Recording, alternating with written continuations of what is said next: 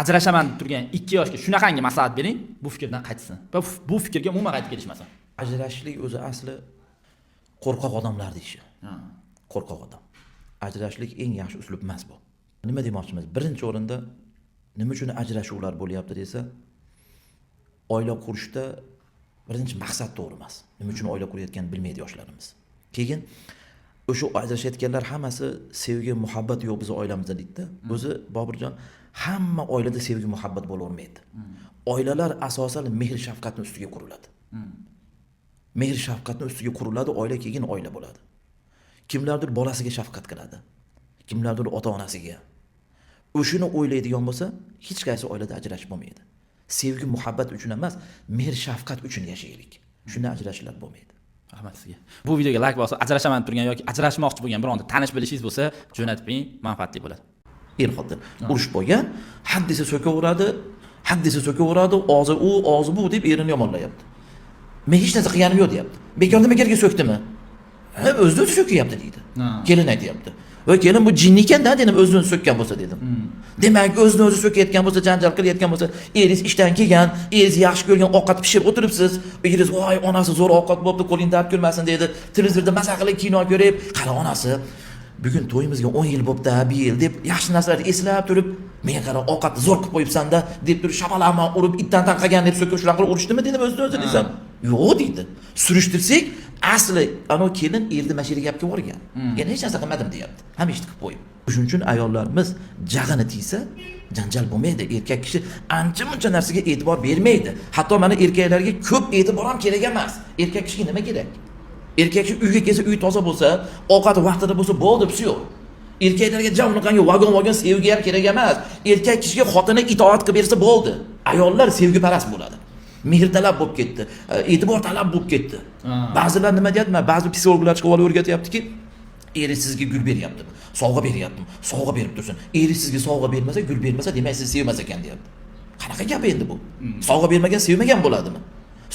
Sevgi faqat sovg'a bilan, shokolad bilan hisoblanmaydi. Asli sevgi mana bu yerda bo'ladi. Mana bu yerda bo'ladi. Endi u shunaqa bo'lib qoldiki, kelinlarimiz sovg'a parast bo'lib qoldi. Sovg'ani Bobirjon yetkazib bo'lmaydi.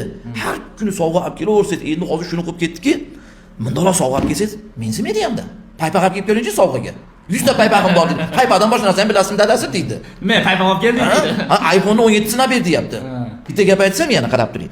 Shu e'tibor, ering senga u qilish kerak, bu qilish deyavergandan keyin oxiri nima deyapti? Mahrga gelik berasiz deyapti. Qatdan kelib chiqyapti bu narsalar?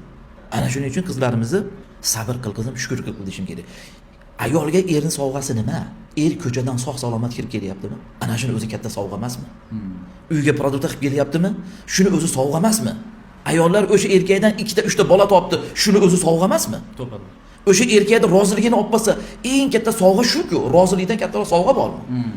Sizga hayotingizni yana boshqatdan boshlash imkoniyati berilsa, shu turmush o'rtog'ingizni tanlagan bo'larmidingiz deb savol tarzida qo'ygandim. Ishonasizmi? 90% ayollar yo'q, yelkamni chuqur ko'rsin. Bu erimni tanlamagan bo'lardim. Voydot qutulardim bundan, deyapti. Boshqa er ham shu. Erkaklar qani juda ham kam erkak yozgan, shu yozganlar ham nima deb yozyapti? Albatta tanlagan bo'lardim bolalarim onasini, deyapti. Mana u nimadan? Ayollarimiz noshukur. Xafa bo'lmasin ayollar mendan.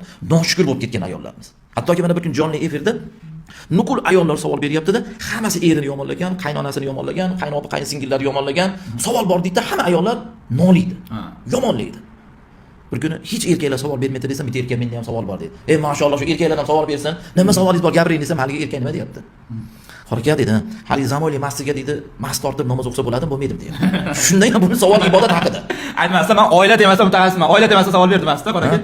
Ayollarimizda shunaqangi narsa borki, erkak kishi og'ir bo'lgani qarang. Erkak kishi oiladagi hamma gapni ko'chaga ayta olmaydi.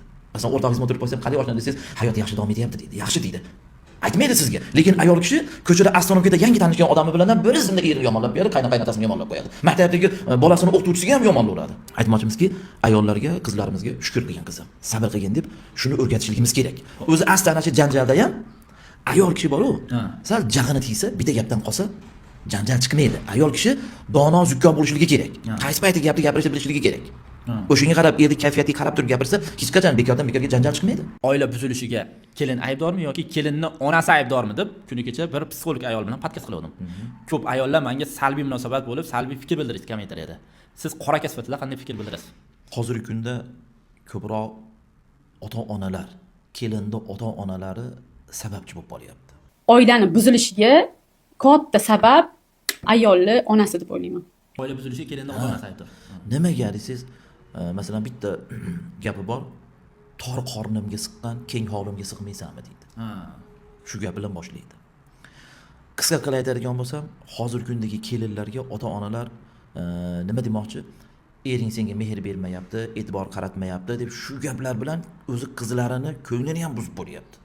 Qaytaga bolalarni hozir mehr talab, e'tibor talab, haligi egoist qilib emas, qizlarimizga sabr qil qizim, shukr qil qizim deb shu narsani aytish kerak. Masalan, katta momolarimiz bizni davrimizda bunaqa sharoitlar bo'lmagan qizim. Kir mashinalar bo'lmagan, mol qo'ylar bo'lardi, hammasini qilardik. Shunda ham qaynota, kelin, hammasini xizmatini qilardik. Sabr qilsang yaxshi bo'lib ketadi deb sabr va shukrga chaqirish kerak qizini. O'qib yurmayapti, bu qilmayapti deb bu yoqda ota-ona ham gapiraveradigan bo'lsa, ana shundan oilalar buzilib ketib qoladi.